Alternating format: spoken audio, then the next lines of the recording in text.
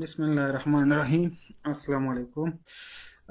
Dear students, आपके course contents में ये देखें एक टॉपिक है। ये देखें सेट्स, टर्मिनोलॉजी एंड ऑपरेशंस। ठीक है, ये आज मैं पढ़ा रहा हूँ। मैं तकरीबन कोर्स ख़त्म कर चुका हूँ, तकरीबन 99%। अगर आपकी नज़र में कोई एक टॉपिक इस तरह है जो मैं नहीं पढ़ा चुका हूँ तो आप मुझे कमेंट सेक्शन में नीचे बता दें। अदरवाइज़ ये कोर्स कंटेंट्स आपके सामने हैं। इसमें तकरीबन तमाम टॉपिक्स मैं पढ़ा चुका हूँ। कुछ असाइनमेंट्स में दे चुका हूँ, कुछ क्लास में पढ़ा चुका हूँ, कुछ ऑनलाइन गूगल क्लासरूम में पढ़ा चुका हूँ, कुछ यहाँ पढ़ा चुका हूँ। मतलब मुझे मुख्तलिफ जगहों पे मैं पढ़ा चुका हूँ आपको ये सब्जेक्ट। और इसमें तकरीबन हम सब कुछ, ये सिर्फ मेरे ख्याल से कंटेक्स्ट फ्री ग्रामर रहता है और रेगुलर ग्रामर, बाकी मैंने सब कुछ पढ़ा दिया आपको। आप अपने जो लाइव स्टूडेंट्स हैं आपके क्लास में उनसे कांटेक्ट करें, वो आपको बता देंगे कि सर का कोर्स ऑलमोस्ट ख़त्म है। ठीक है, तो आए। जी, वालेकुम सलाम स्टूडेंट्स, आना शुरू हो गए हैं। ठीक है, मैं कोर्स की तरफ जाता हूँ। तो आज का जो हमारा टॉपिक है वो है sets and operation on sets. Sets और सेट्स पे जो ऑपरेशन है, ठीक है। ये देखें जर्नल नोटेशन जो हम इस प्रेजेंटेशन में यूज़ करेंगे या इन स्लाइड्स में, तो वो हैं सच दैट। ठीक है, ये जो साइन है ना फुल कॉलन का, ये दो डॉट जो इसको हम कहते हैं सेट्स के चैप्टर में या सेट्स के टर्मिनोलॉजीज में इसको हम कहते हैं सबसेट, सच दैट।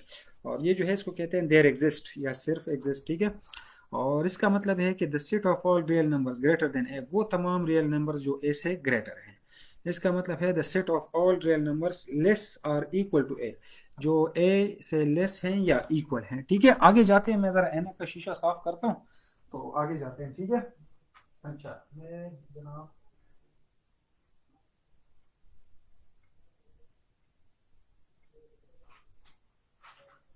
ठीक है, तो ये देखें the set of all real numbers less or equal to ए।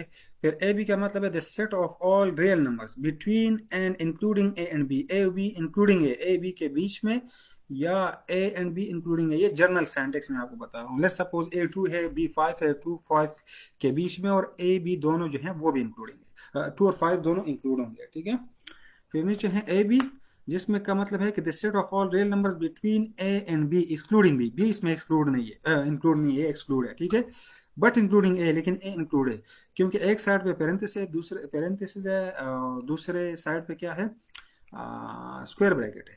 अब नीचे वाले नंबर 6 पे अगर आप देखें तो सेट टर्मिनोलॉजीज में इसका ये मतलब है कि the set of all real numbers between A and B excluding A अब हमने निकाल दिया है, बट इंक्लूडिंग बी, बी को इंक्लूड कर दिया है। और आखिरी जो है A and B, A comma B, the set of all real numbers between A and B excluding A and B, A और बी दोनों को एक्सक्लूड करते हुए। ठीक है, और बी दोनों एक्सक्लूड होंगे, इसका ये मतलब है।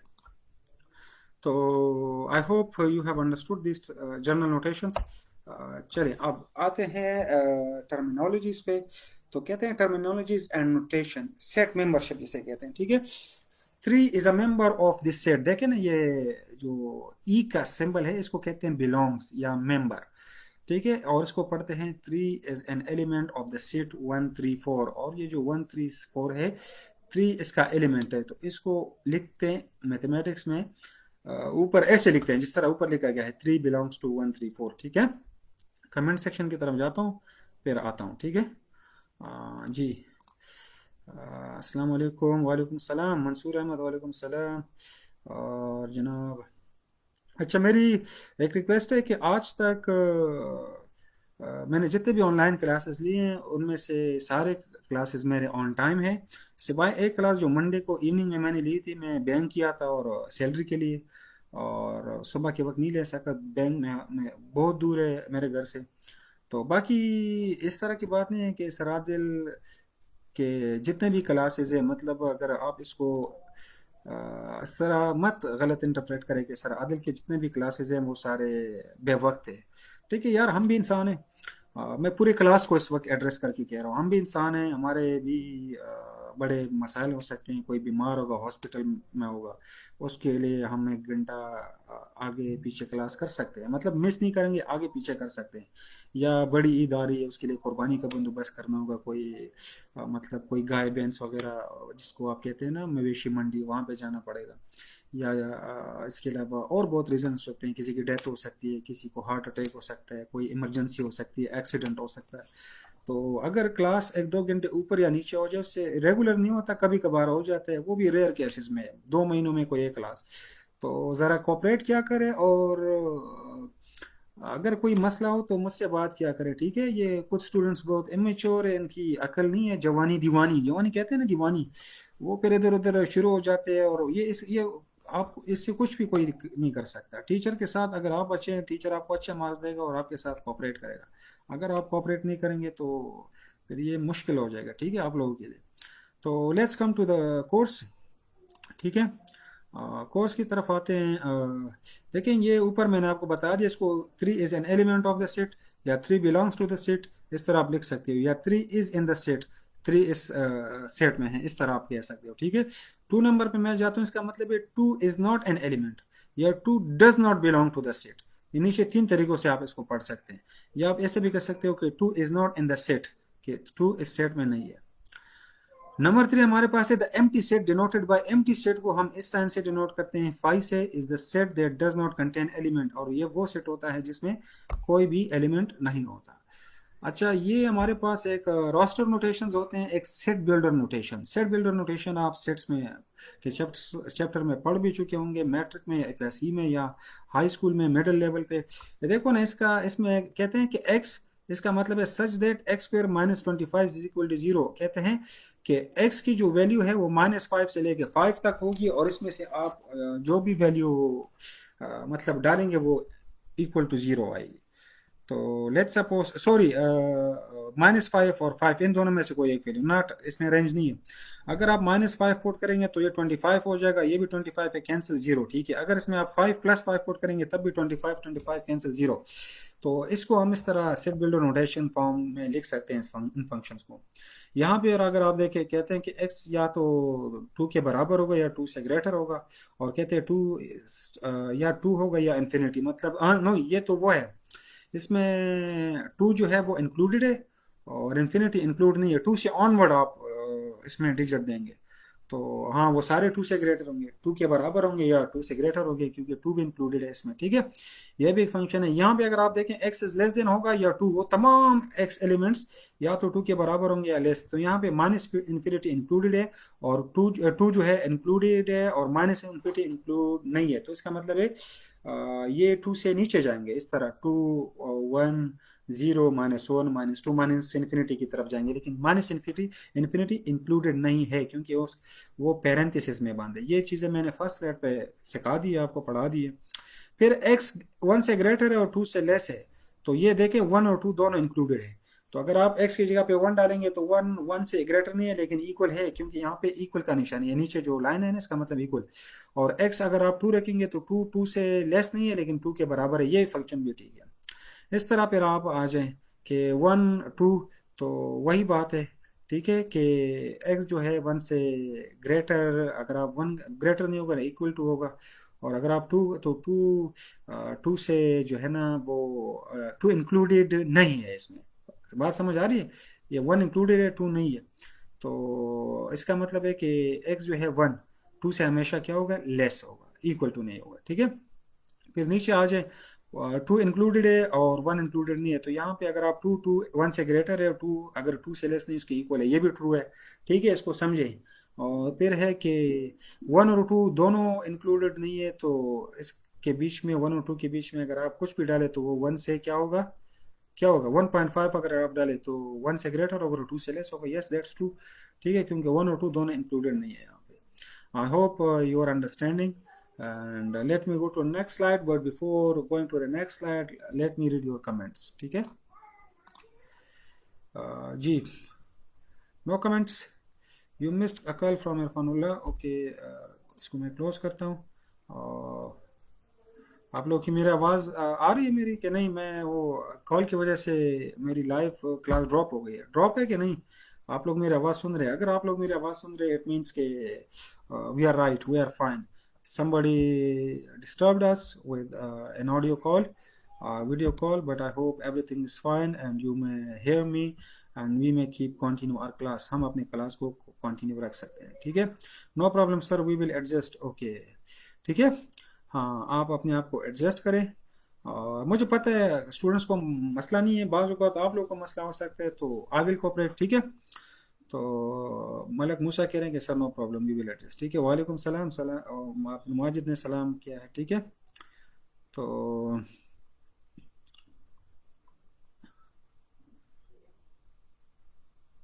चलिए मैं आगे जाता हूँ। आई होप कि आप लोग मुझे सुन रहे हैं, ठीक है। और यस, ठीक है। अच्छा, स्टूडेंट मलिक मूसा कह रहे हैं कि ठीक है।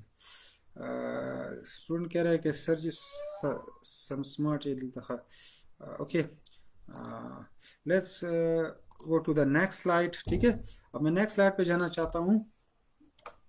नेक्स्ट स्लाइड पे अगर आप आए तो देखिए टर्मिनोलॉजीज एंड नोटेशंस अभी कंटिन्यू है। सेट इंक्लूजन जिसे सबसेट कहते हैं, ए और बी दोनों बराबर है, तो हम यहाँ पे कह सकते हैं कि the set A and the set B have the same elements.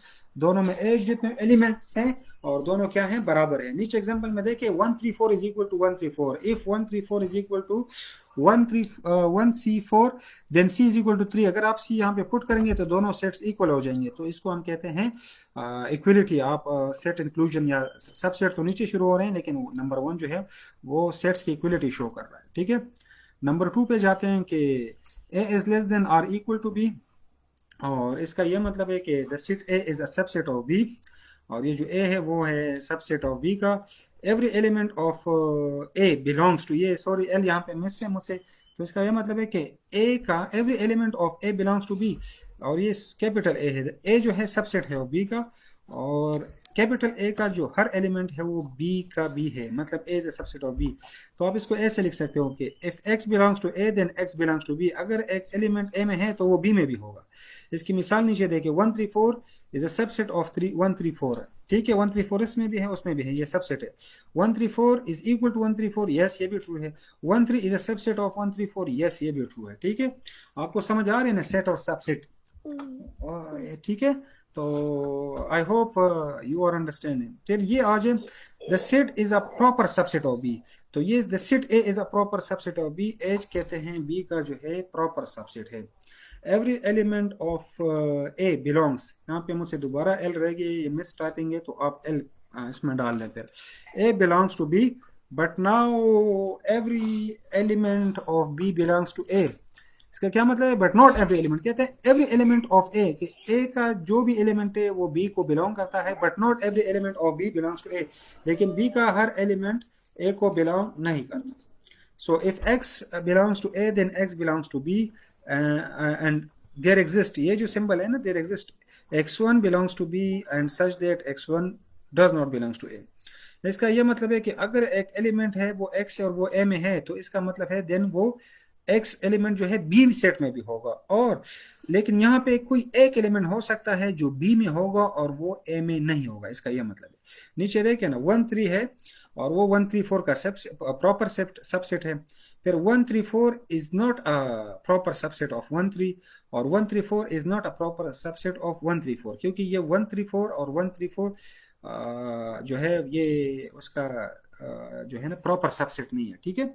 ये जो है इम्प्रॉपर सबसेट है, इसको इम्प्रॉपर सबसेट कहते हैं, ठीक है। आपको समझ आ रही है। मैं कमेंट सेक्शन की तरफ जाता हूँ। और अस्सलाम वालेकुम, वालेकुम सलाम, उमेर अफरीदी सलाम। हाँ sir, yes sir we are listening, okay. Burhan कह रहा है कि sir we are listening you, okay. आप मुझे लेसन कर रहे हैं, ठीक है, इट मीन्स के नो प्रॉब्लम। और सर आप बहुत फास्ट जा रहे हैं, प्लीज़ एक्सप्लेन स्लोली। अच्छा अच्छा, ठीक है। असदुल्ला कह रहे हैं कि सर आप बहुत फास्ट जा रहे हैं, तो ज़रा स्लोली एक्सप्लेन करें, ठीक है। मैं स्लोली एक्सप्लेन करने जा रहा हूँ, ठीक है। यार मैं तो थोड़ा फास्ट इसलिए जा रहा हूँ कि एक तो आप लोगों का लेवल हाई, और ये चीज़ें आप लोग मैट्रिक FSC लेवल पे पढ़ चुके हो, तो इसलिए चले। एनीवे ये स्लाइड तो हो गया ना। इस स्लाइड पे क्या है, दो सेट्स की इक्वलिटी बता रहे हैं, फिर उसका सबसेट बता रहे हैं 2 में, और 3 में जो है प्रॉपर सबसेट बता रहे हैं, ठीक है। तो यहाँ पे इस एग्जांपल में अगर आप देखें, list all of the subsets of the set A. Set ए में 4 एलिमेंट्स हैं, 1 2 3 4। इसके तमाम सबसेट कहते हैं लिस्ट करें, उसके लिखें। तो आए नीचे सॉल्यूशन में मैंने दिया है क्वेश्चन के सॉल्यूशन, देखो पहला है the set A has the following subset. इसका पहला सबसेट क्या होगा, एम्प्टी सेट होगा, जिसको हम फाई के सिंबल से रिप्रेजेंट करते हैं। The sets consisting of one element, वो सेट्स जो इसके सबसेट होंगे जिसमें एक एलिमेंट होगा। फॉर एग्जांपल एक सेट है उसमें 1 है, दूसरा सेट है उसमें 2 है, तीसरा सेट है उसमें 3 है, चौथा एक सेट है उसमें 4 है, ठीक है। फिर the sets consisting of 2 elements, वो सेट्स जिसमें 2 एलिमेंट्स होंगे, 1, 2, 1, 3, 1, 4, 2, 3, 2, 4, 3, 4, ठीक है। तो ये भी उसके ऊपर वाला जो सेट है उसके सबसेट्स है, ठीक है। The sets consisting of 3 elements, वो सेट जिसमें 3 एलिमेंट्स हैं, 1, 2, 3, 1, 2, 4, 2, 3, 4, ये भी उसके जो है सबसेट है, उसके अंदर है। और ये जो सेट है द सेट इटसेल्फ, ये जो कहते हैं ना द सेट ए इटसेल्फ, ये इसका उसका सेट है, लेकिन इसको हम कहते हैं इम्प्रॉपर सबसेट। क्या, इम्प्रॉपर सबसेट, क्योंकि इसमें जितने भी एलिमेंट्स है 1, 2, 3, 4, ये सारे एलिमेंट्स उधर भी है 1, 2, 3, 4, तो ये उसका सबसेट है, लेकिन इसको कहते हैं इम्प्रॉपर सबसेट, ठीक है। और ये ऊपर वाले प्रॉपर सबसेट है उसके, ठीक है। तो आई होप आपको समझ आ रही होगी ये, जी present, but you are explaining it very well, okay. Burhan Khan कह रहा है कि सर आप इसको बहुत सही तरीके से एक्सप्लेन कर रहे हैं, ठीक है sir, this topic is very complicated. हाँ, ये टॉपिक कॉम्प्लिकेटेड है, लेकिन ये चैप्टर 1 देखें अगर बुक में आपको याद हो, मैं पढ़ा चुका था, लेकिन उसमें कुछ सेलेक्टेड टॉपिक्स, तो ये भी उसमें मैं पढ़ा चुका था, लेकिन आप लोगों के लिए मैं बार बार रिपीट कर रहा हूँ। कोर्स हमारा ऑलमोस्ट कंप्लीट है, सिवाय 1-2 टॉपिक है जो रहते हैं, वो भी मैं करवा दूंगा नेक्स्ट क्लासेस में। तो उसके बाद दैट्स ऑल, फाइनल टर्म का कोर्स भी हमारा कवर है और मिड टर्म का भी। तो मिड टर्म का भी असाइनमेंट आएंगी तो उसको मैं डिटेल से चेक करूंगा, और फाइनल टर्म का फिर देखते हैं, ठीक है। तो मैं स्लाइड्स की तरफ वापस जाता हूँ, और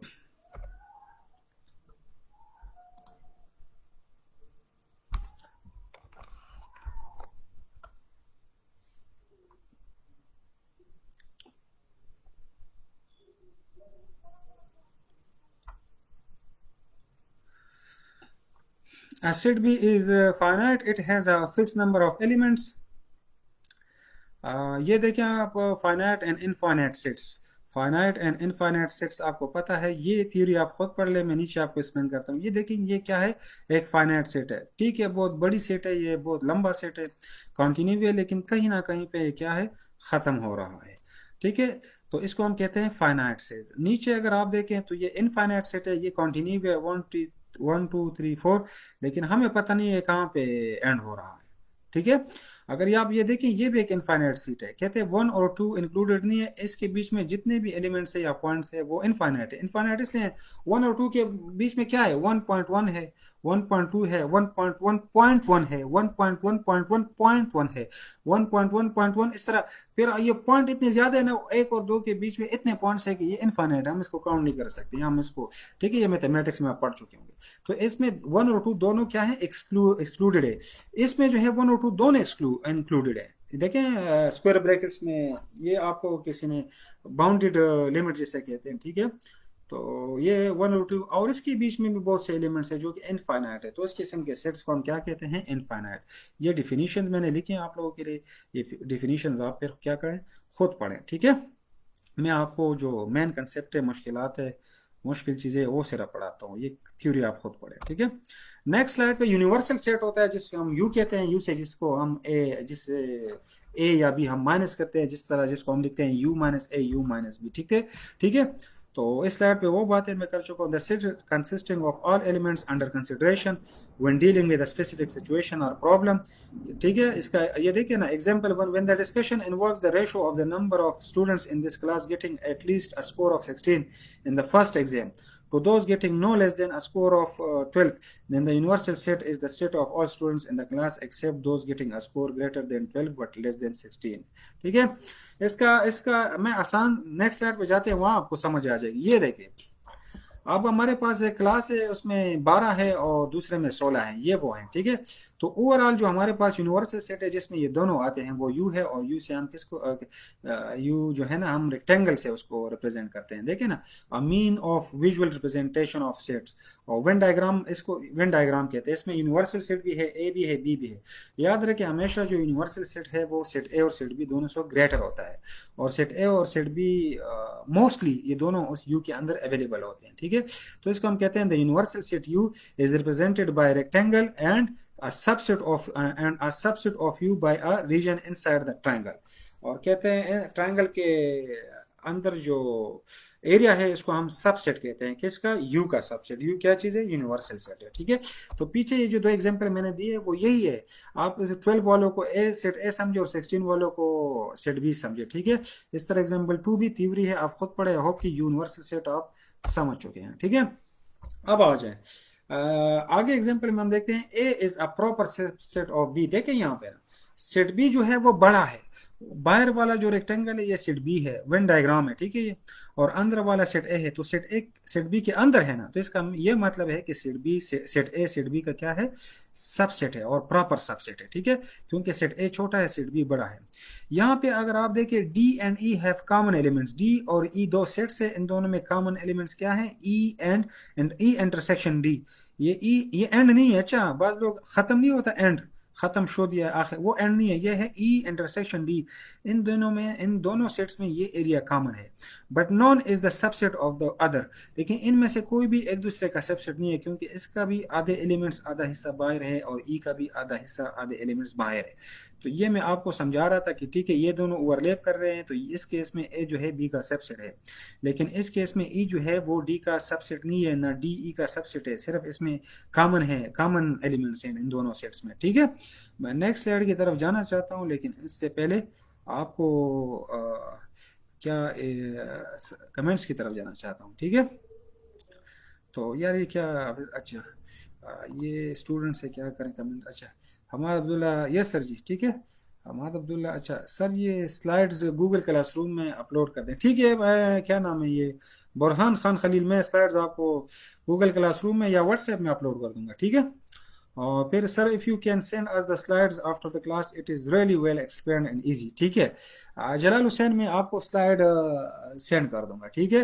अहमद इम्तियाज़ कह रहा है so easy, thank you. Ahmed Imtiaz कह रहा है कि सर ये इजी है, और ठीक है बहुत से स्टूडेंट्स कह रहे हैं कि इजी है, but you are explaining it very well, ठीक है। अच्छा तो नेक्स्ट स्लाइड पे जाते हैं और यहाँ पे आ जाए, ठीक है।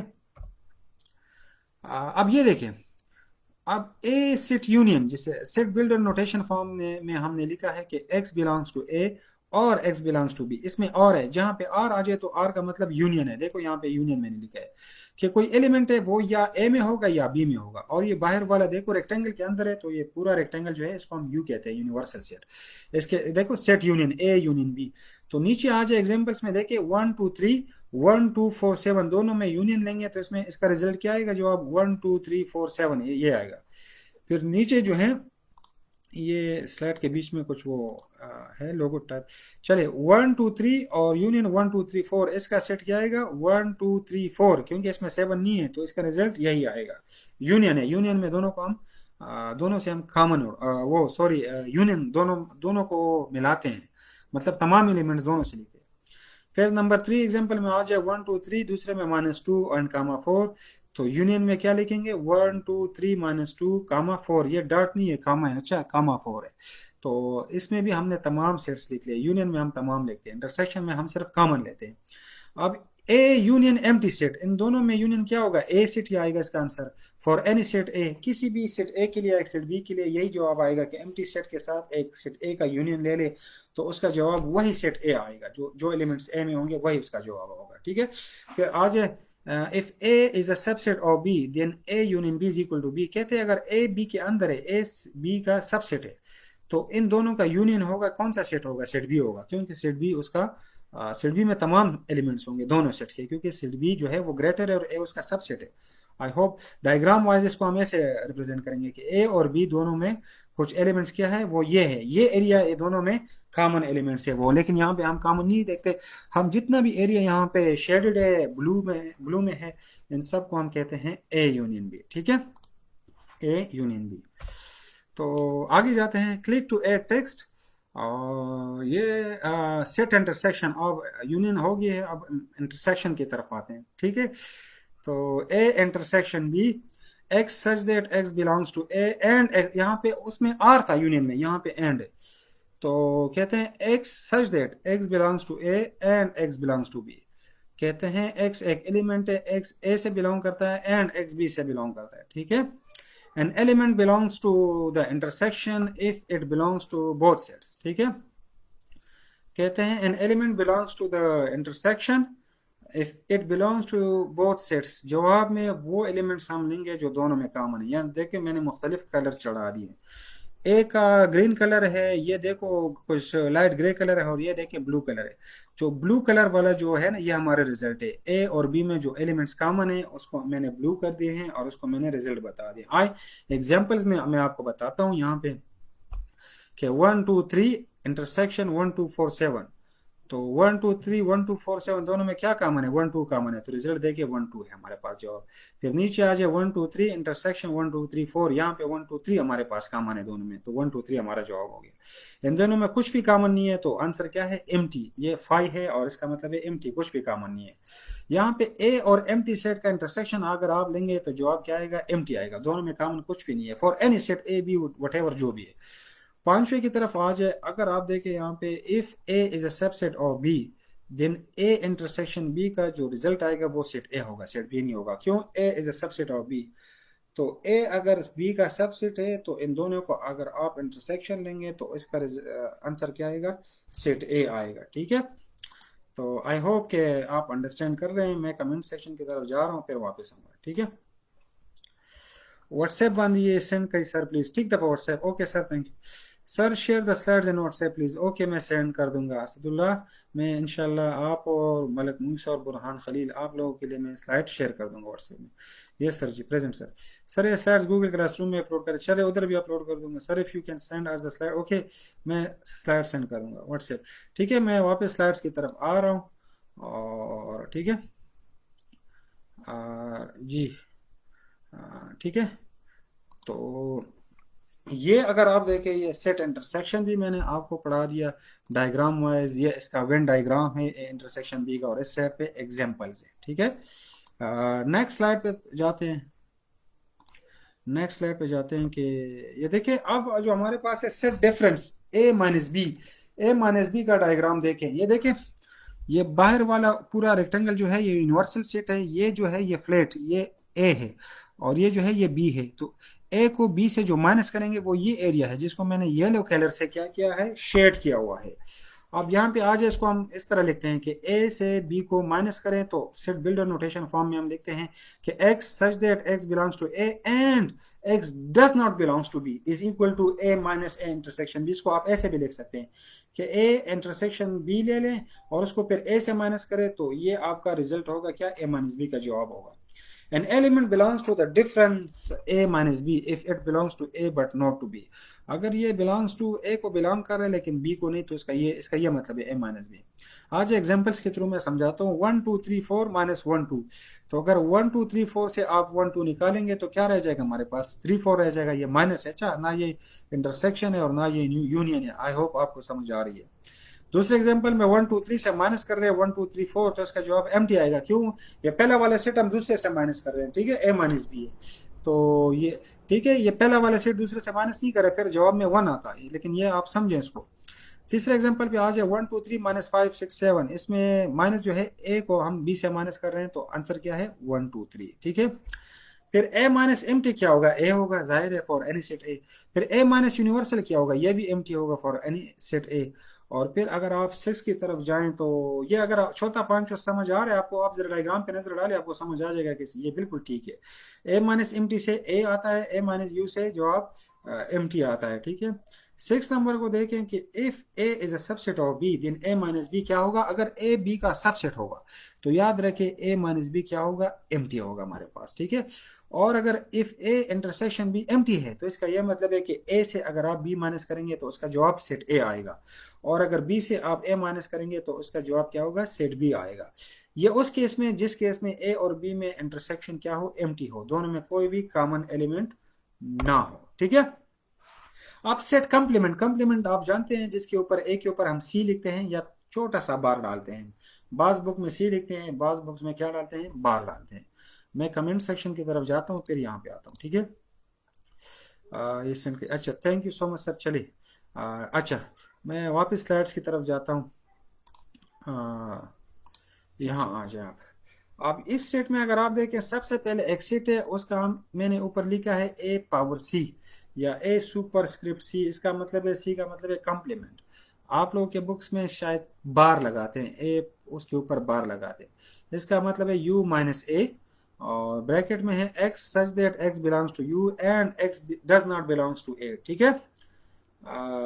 मतलब अगर आप कंप्लीमेंट मालूम करना चाहते हैं तो u से a को हम माइनस करते हैं और सेट बिल्डर नोटेशन में हम लिखते हैं कि x एक एलिमेंट है जो कि u में तो होगा, मस्ट होगा, लेकिन ज़रूरी नहीं है कि वो एलिमेंट a में भी हो या a से ताल्लुक़ रखे। तो इस किस्म के ऑपरेशन को हम कहते हैं कंप्लीमेंट। ये देखें ना, राइट साइड पे मैंने बनाया रेक्टेंगल u है और उससे हमने क्या किया है, a को माइनस कर दिया।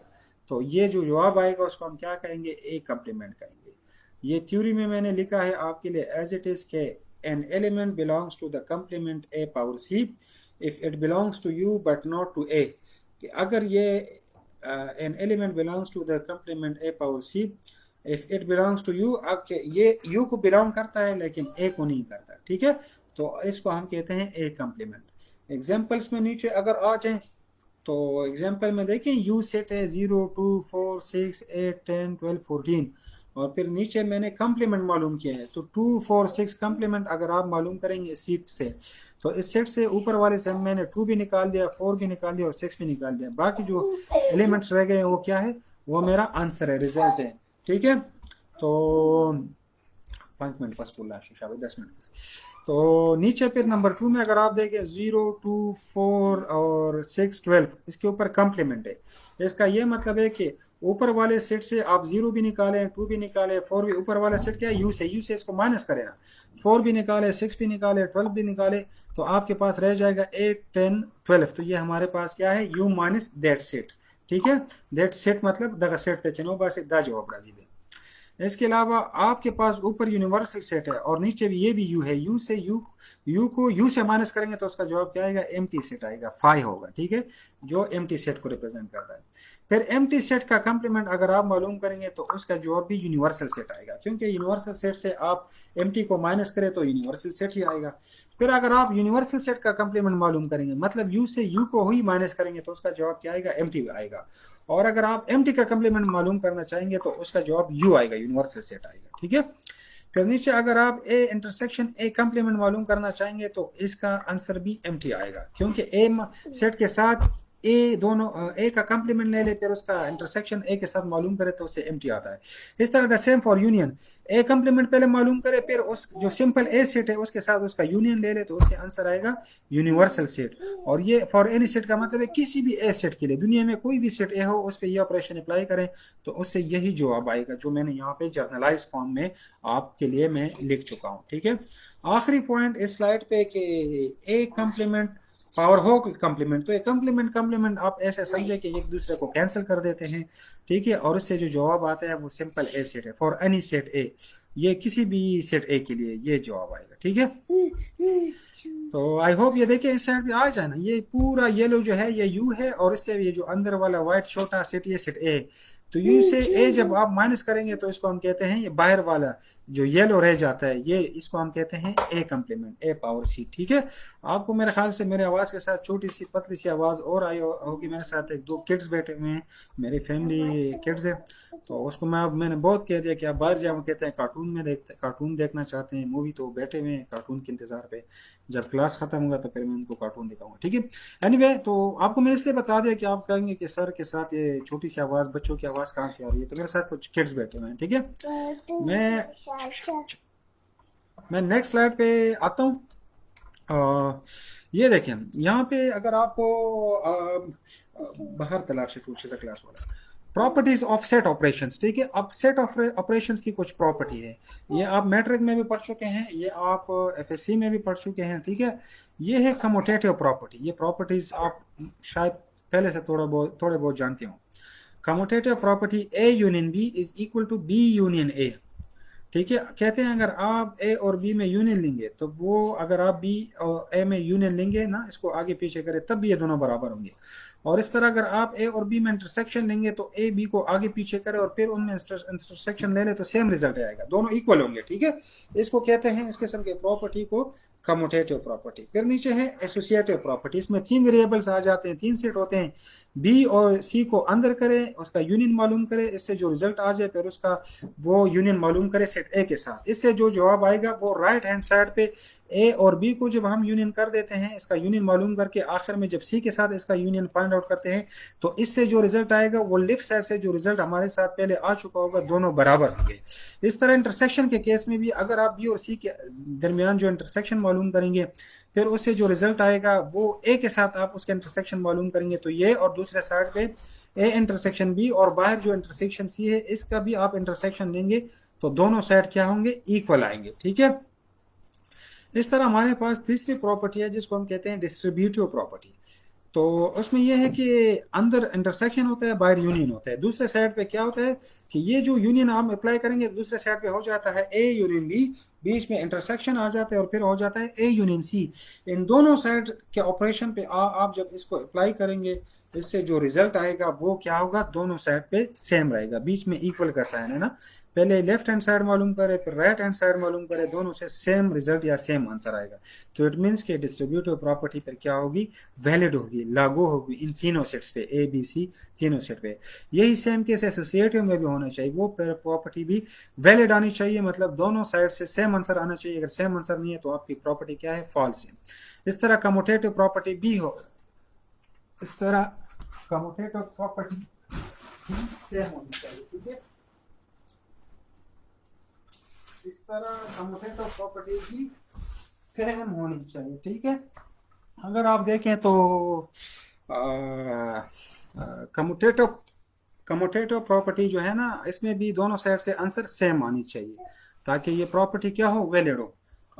ठीक है, आखिरी जो है डिमॉर्गन्स लॉ, ये भी आपको पता है कि A union B whole complement is equal to A complement intersection B complement, and A intersection B whole complement is equal to A complement union B complement. ठीक है, तो ये दोनों डिमॉर्गन्स लॉ में A union B whole complement is equal to A complement intersection B complement, ये, और फिर A intersection B complement whole complement की मैं बात करूं, is equal to A union B complement, ये डिमॉर्गन्स लॉ भी ट्रू होल्ड होनी चाहिए, मतलब इट शुड होल्ड ट्रू। मतलब अगर आप A union B whole complement से जो आंसर आएगा वो राइट हैंड साइड पे, अगर आप उसको सेपरेट सेपरेट कम्प्लीमेंट मालूम करें और उसके बीच में फिर क्या इंटरसेक्शन ले ले, तो वही रिजल्ट आना चाहिए जो लेफ्ट हैंड साइड पे है।